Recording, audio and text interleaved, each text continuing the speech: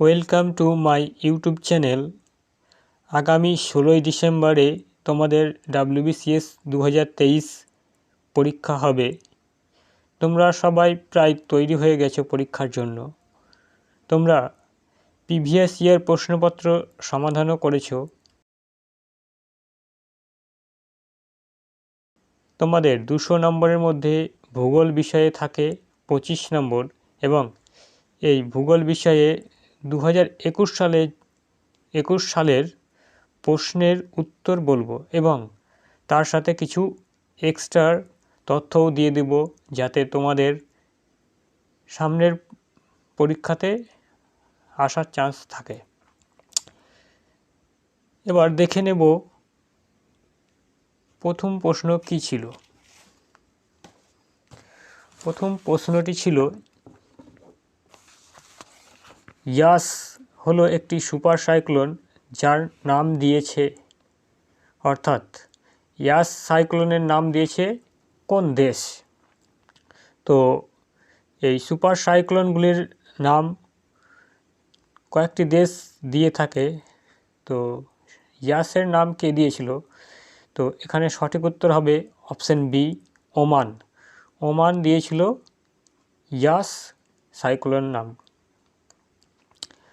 এছাড়াও অন্যান্য আরও যে ঘূর্ণিঝড় বা সাইক্লোন রয়েছে সেগুলি কোন দেশ নাম দিয়েছে সেগুলি ভালো করে জেনে রাখা দরকার।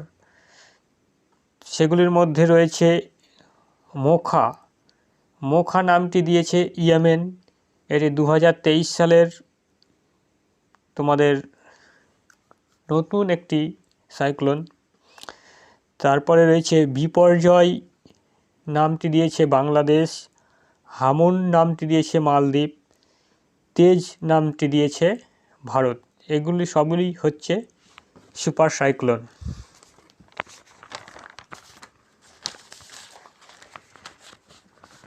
পরবর্তী প্রশ্ন, দক্ষিণ ভারতের সর্ববৃহৎ নদীকে বলা হয় দক্ষিণের গঙ্গা। আসলে এটি কোন নদী? তো এখানে অপশানগুলি দেওয়া রয়েছে গোদাবরী, কাবেরী, পেনগঙ্গা, মহানদী। তো এখানে সঠিক উত্তর হবে গোদাবরী। তো এর সঙ্গে কিছু তথ্য আমি দিয়ে রেখেছি, যেগুলি হলো, গোদাবরী নদী ভারতের দক্ষিণ পূর্ব বাহিনী একটি নদী। এটি মহারাষ্ট্র রাজ্যের নাসিক জেলার ত্রম্বকে উৎপত্তি করেছে।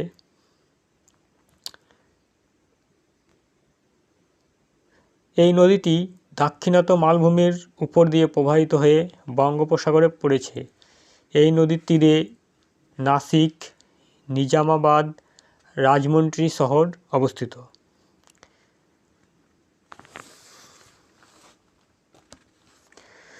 পরবর্তী প্রশ্ন, ভাগীরথী ও অলকানন্দার সংযোগস্থল অবস্থিত ড্যাশ, অর্থাৎ ভাগীরথী ও অলকানন্দার সংযোগস্থল কোথায় অবস্থিত? তো এটির সঠিক উত্তর হবে দেবপ্রয়াগে। সঠিক উত্তর অপশন বি। দেবপ্রয়াগ হলো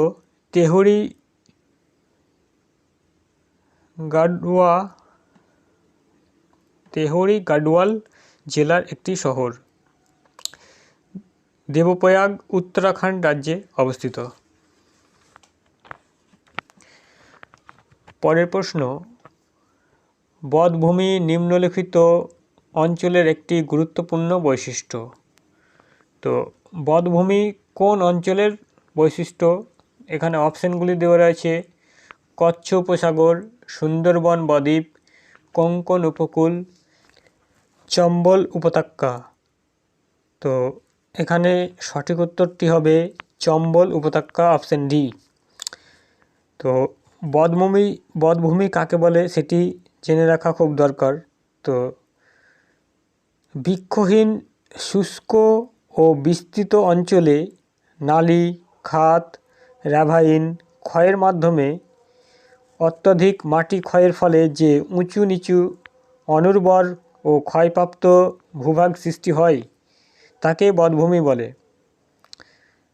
তো চম্বল মধ্যপ্রদেশের মালওয়া মালভূমিতে মহুর কাছে উঠে গেছে। পরের প্রশ্ন, দক্ষিণ থেকে উত্তরে হিমালয় পর্বতমালার নিম্নলিখিত পর্যায়ক্রমের মধ্যে কোনটি সঠিক? অর্থাৎ দক্ষিণ থেকে উত্তরে যে হিমালয় পর্বতমালার কিছু অংশ অবস্থিত সেগুলি পর্যায়ক্রমে সাজাতে বলেছে। তো এখানে সঠিক উত্তর হবে অপশন ডি। প্রথমে হবে পীরপাঞ্জল, অর্থাৎ দক্ষিণ থেকে যেহেতু বলেছে তো পীরপাঞ্জল প্রথমে হবে, তারপর হবে জাস্কার, তারপর হবে লাদাখ, তারপর হবে কারাকোরাম। পরের প্রশ্ন, ভারতে আগস্ট মাসে বৃষ্টিপাতের তারতম্য সাধারণত অধিক সুস্পষ্ট এবং সুস্পষ্টটা কোথায় হয়? তো এখানে অপশন এতে রয়েছে কলকাতা, অপশন বি রয়েছে Ranchi, option C Jodhpur, option D Lucknow. এখানে সঠিক উত্তর হবে অপশন সি যোধপুর। পরের প্রশ্ন, ভারতের আদমশুমারি 2011 অনুসারে নিম্নলিখিত কোন কেন্দ্রশাসিত অঞ্চলের সর্বাধিক লিঙ্গ অনুপাত রয়েছে? তো এখানে সঠিক উত্তর হবে অপশন বি পুদুচেরি। পুদুচেরিতে সর্বাধিক লিঙ্গানুপাত রয়েছে। তো পুদুচেরির লিঙ্গানুপাত হচ্ছে 1001 জন প্রতি 1000 জনে। এবং তার সাথে আরও কিছু তথ্য জেনে রাখো যে সবথেকে কম লিঙ্গানুপাত রয়েছে দমন ও দিউ কেন্দ্রশাসিত অঞ্চলে, সেখানকার লিঙ্গানুপাত হচ্ছে 618 জন। ভারতের লিঙ্গানুপাত হচ্ছে 943 জন, পশ্চিমবঙ্গের লিঙ্গানুপাত হচ্ছে 905 জন। তো এই বিষয়গুলি তোমাদের আগামী পরীক্ষাতে আসতে পারে।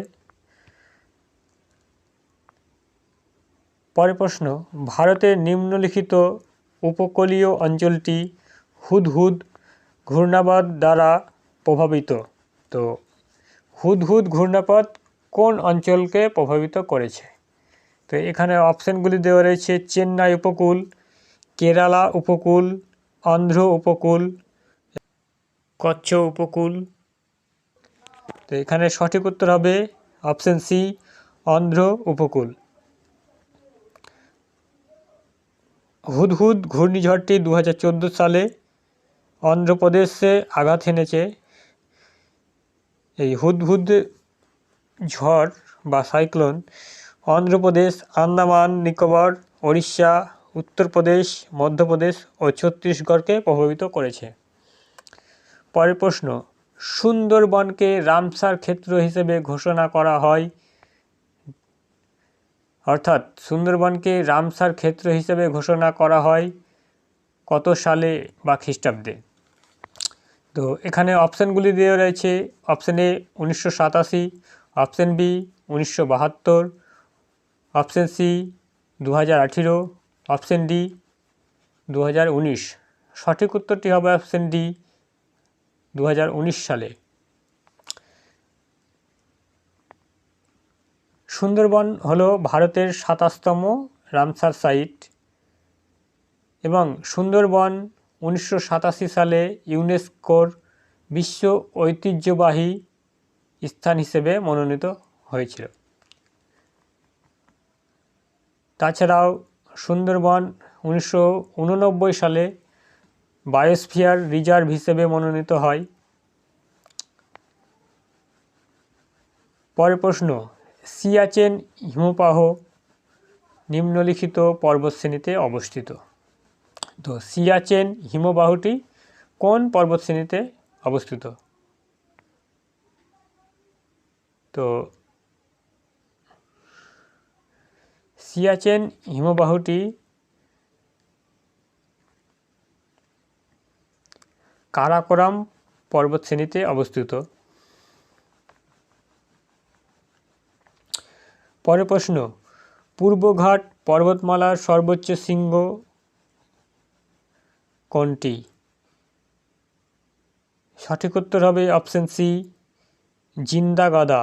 এবং এই পর্বত শৃঙ্গটির উচ্চতা হল 1690 মিটার। তাছাড়া আরেকটি প্রশ্ন পরীক্ষাতে আসে যে পশ্চিমঘাট পর্বতমালার সর্বোচ্চ শৃঙ্গ কোনটি? তখন উত্তর হবে আনামুদি বা আনাইমুদি। তো আনাইমুদি কেরালা রাজ্যে অবস্থিত। পরবর্তী প্রশ্ন, নিম্নলিখিত নদী বরাবর মুকুটমণিপুর বাঁধ অবস্থিত। তো এখানে অপশনগুলি রয়েছে A Subarnarekha, B Dwarakeswar, C Barakar, D Kangsabati. সঠিক উত্তরটি হবে অপশন ডি কংসাবতী। তো এর সাথে কিছু তথ্য জানতেই হবে, যেগুলি হলো এই বাঁধটি পশ্চিমবঙ্গের বাঁকুড়া জেলার খাতড়া মহকুমার মধ্যে অবস্থিত। কংসাবতী ও কুমারী নদীর সঙ্গমস্থলে 1950-এর দশকে নির্মিত হয়েছিল এই বাঁধ। মুকুটমণিপুর বাঁধটি ভারতের দ্বিতীয় বৃহত্তম মাটির বাঁধ, একটি মুকুটের মতো পাহাড় দ্বারা বেষ্টিত। তো এই বিষয়গুলি তোমাদের আগামী পরীক্ষার জন্য খুবই গুরুত্বপূর্ণ। পরের প্রশ্ন, ভারতে আমদানিকৃত পণ্যদ্রব্যের মধ্যে কোন দ্রব্যটির স্থান প্রথমে? অর্থাৎ সহজ ভাষায় প্রশ্নটি হলো, ভারত কোন দ্রব্যটি সব থেকে বেশি আমদানি করে? তো এখানে সঠিক উত্তর হবে অপশন ডি, অশোধিত পেট্রোলিয়াম পণ্য। সর্বাধিক আমদানিযুক্ত দ্রব্যগুলির মধ্যে অপরিশোধিত পেট্রোলিয়াম পণ্য প্রথমে স্থান পায়। তারপরে রয়েছে সোনা, কয়লা, লিকুইড, হীরা, পেট্রোলিয়াম গ্যাস। ভারত আমদানি করে যে দেশ থেকে সেটি হচ্ছে চীন, যুক্তরাষ্ট্র, সংযুক্ত আরব আমির, সৌদি আরব, ইরাক। ভারতের রপ্তানিকারক দ্রব্য হচ্ছে পরিশোধিত পেট্রোলিয়াম বা ইঞ্জিনিয়ারিং পণ্য আছে, হীরা রয়েছে, প্যাকেটজাত ঔষধ রয়েছে। পরের প্রশ্ন, পুনর্ভবা ও আত্রেয়ী হল নিম্নলিখিত নদীটির শাখা নদী। তো পুনর্ভবা ও আত্রেয়ী কোন নদীর শাখা নদী? তো পশ্চিমবঙ্গের নদ নদী যারা ভালো করে পড়েছে তারা অবশ্যই জানবে। তো এখানে সঠিক উত্তর হচ্ছে তিস্তা। তিস্তা নদীর শাখা নদী হলো পুনর্ভবা ও আত্রেয়। তিস্তা নদীর 3টি শাখায় বিভক্ত হয়েছে, একটি হচ্ছে করতোয়া, পুনর্ভবা ও আত্রেয় বা আত্রেয়ী। এছাড়াও তোস্তা নদীর উপনদীগুলি হলো গরম, কালজানি, শিলতোরসা, চরতোরসা, দোলং, সানজাই। পরের প্রশ্ন, কাশ্মীর উপত্যকা নিম্নলিখিত পর্বত শ্রেণীগুলির মধ্যে অবস্থিত। তো কাশ্মীর উপত্যকা কোন পর্বত শ্রেণীর মধ্যে অবস্থিত? অপশন এতে রয়েছে Zanskar Pir Panjal, option B Zanskar Karakoram, option C Karakoram ও শিবালিক, অপশন ডি জাসকার ও শিবালিক। এখানে সঠিক উত্তর হবে জাসকার ও পীরপাঞ্জল। অপশন এ হচ্ছে সঠিক উত্তর। পরের প্রশ্ন, ভারতের সর্ববৃহৎ হিমবাহ কোনটি? সঠিক উত্তরটি হলো অপশন সি সিয়াচেন হিমবাহ। এই হিমবাহটি কারাকোরাম পর্বতশ্রেণীর মধ্যে অবস্থিত। এটি ভারতের বৃহত্তম হিমবাহ।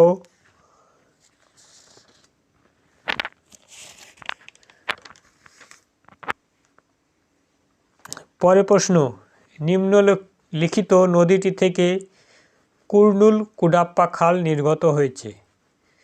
তো অপশন এ রয়েছে Kaveri, option B Krishna, option C Tapti, option D Tungabhadra. সঠিক উত্তর হলো অপশন ডি তুঙ্গভদ্রা। এছাড়াও আরও বেশ কয়েকটি খাল রয়েছে যেগুলি পরীক্ষাতে আসতেই পারে। তো সেই খালগুলি কোন নদীতে অবস্থিত বা কোন নদী থেকে উৎপত্তি লাভ করেছে সেগুলি জেনে নাও। প্রথমে রয়েছে ইডেন খাল।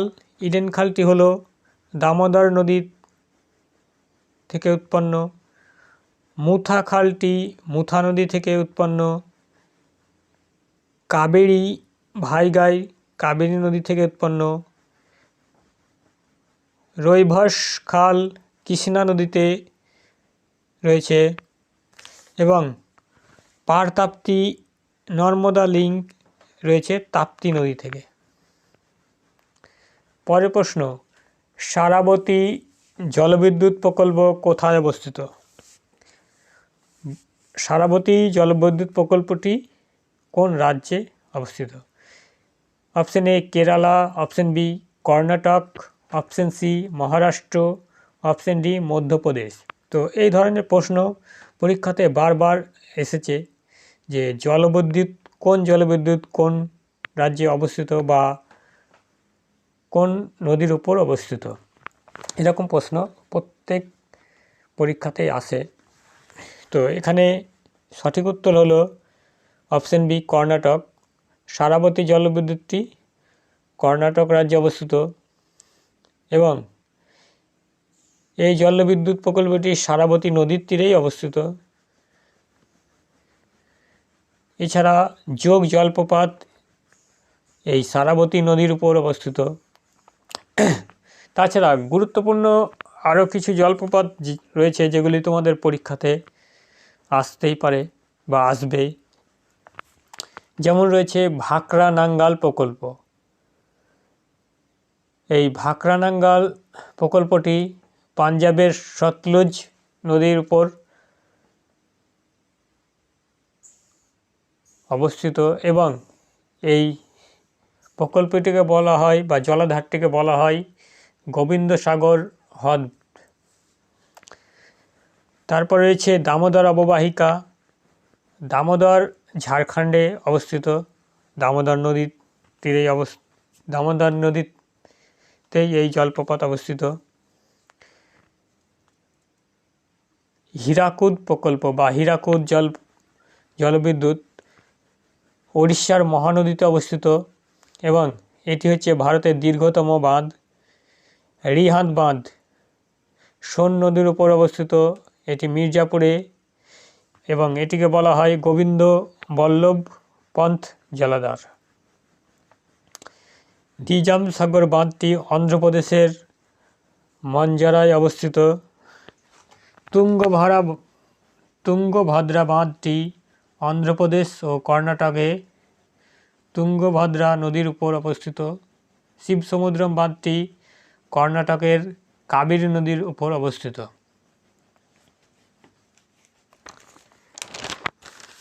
পরবর্তী প্রশ্ন, পশ্চিমবঙ্গে এক্সপোর্ট প্রসেসিং জোন এর কার্যালয়ের সূত্রপাত ঘটে কোথায়? Option A Raichak, option B Falta, option C Kakdwip, option D Haldia. সঠিক উত্তর হবে অপশন বি ফলতা। এর সাথে কিছু তথ্য হলো এশিয়ার প্রথম ইপিজেড বা এক্সপোর্ট প্রসেসিং জোন 1965 সালে কান্ডালায় অবস্থিত হয় এবং মোট ইপিজেড রয়েছে 8টি। তার মধ্যে রয়েছে যেগুলি হলো আমরা কান্ডালা, সুরাট, সান্তাক্রুজ, কোচিন, চেন্নাই, বিশাখাপত্তনম, ফলতা, নয়ডা। তো পরের প্রশ্ন, নিম্নলিখিত রাজ্যগুলির মধ্যে ভারতে টিনের সর্বাধিক উৎপাদক হলো কোনটি? অর্থাৎ কোন রাজ্যে সর্বাধিক টিন উৎপাদন হয়? এখানে সঠিক উত্তর হবে ছত্তিশগড়। ছত্তিশগড় রাজ্যে টিন সর্বাধিক পরিমাণে উৎপন্ন হয়। এর সাথে কিছু অন্যান্য ফসল উৎপাদক রাজ্য, সেগুলি খুবই গুরুত্বপূর্ণ আগামী পরীক্ষার জন্য। চা উৎপাদক সর্বাধিক হয়েছে আসামে। কফি উৎপাদক সর্বাধিক হয় কর্ণাটক রাজ্যে। ধান উৎপাদক হচ্ছে পশ্চিমবঙ্গ। আঙুর বা কমলা উৎপাদক মহারাষ্ট্র। মিলেট বা রূপা উৎপাদক হচ্ছে রাজস্থান।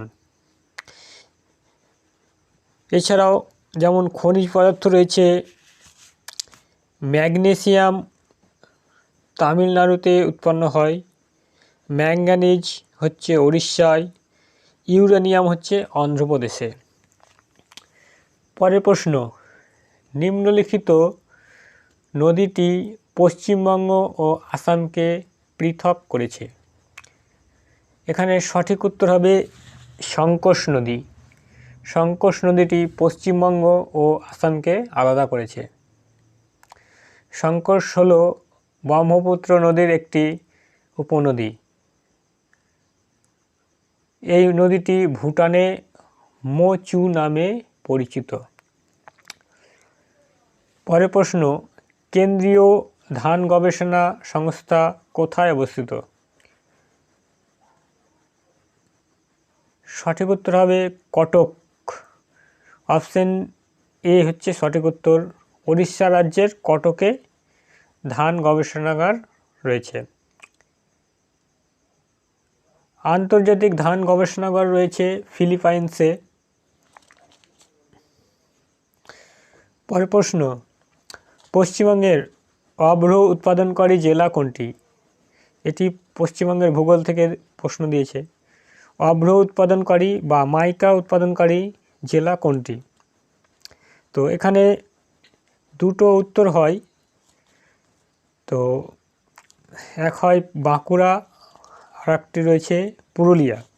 তো এখানে সবথেকে বেশি যদি বলতো তাহলে হতো পুরুলিয়া উত্তর, কিন্তু এখানে দুটোই উত্তর হতে পারে। তো অপশন ডি পুরুলিয়াটাকেই উত্তরে রাখা উচিত, বা অফিসিয়াল অ্যান্সারে এটাই দিয়েছে।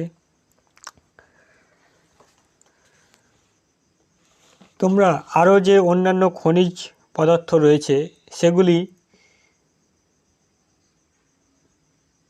কোন জেলাতে বেশি করে উৎপন্ন হয় তা অবশ্যই জেনে যাবে। এখান থেকেও পরীক্ষাতে প্রশ্ন আসবে। পরের প্রশ্ন, ভারতের বৃহত্তম বায়ুশক্তি উৎপাদন কেন্দ্র কোথায় অবস্থিত? এখানে সঠিক উত্তর হবে অপশন এ তামিলনাড়ু। তামিলনাড়ুতে ভারতের বৃহত্তম বায়ুশক্তি উৎপাদন কেন্দ্র অবস্থিত। পরের প্রশ্ন, সুন্দরবনের সীমানা নির্দেশ করেছিলেন কে? এখানে সঠিক উত্তর হবে অপশন ডি ড্যাম্পিয়ার ও হজেস। পরের প্রশ্ন, কোন বছরে প্রথম শিল্পনীতির প্রকল্প গ্রহণ করা হয়? সঠিক উত্তর 1948 সালে। অপশন সি 1948 সালে শিল্পনীতির প্রকল্প গ্রহণ করা হয়। 2021 সালের ভূগোলের শেষ প্রশ্নটি হলো, ভারতে নিম্নলিখিত সংস্থা থেকে ট্রোপোগ্রাফিক্যাল মানচিত্র প্রকাশিত হয়। তো এখানে সঠিক উত্তর হবে অপশন সি SOI। তো এই প্রশ্নগুলি 2021 সালে এসেছিল। তো আমি আরও অন্যান্য ভিডিও বা 2020-22 সালেরও ভূগোল বিষয়ে যে প্রশ্ন এসেছিল তা উত্তর দিয়ে দিয়েছি, সেগুলি তোমরা দেখে নিতে পারো। তো আজকের ভিডিওতে এই পর্যন্তই। ধন্যবাদ।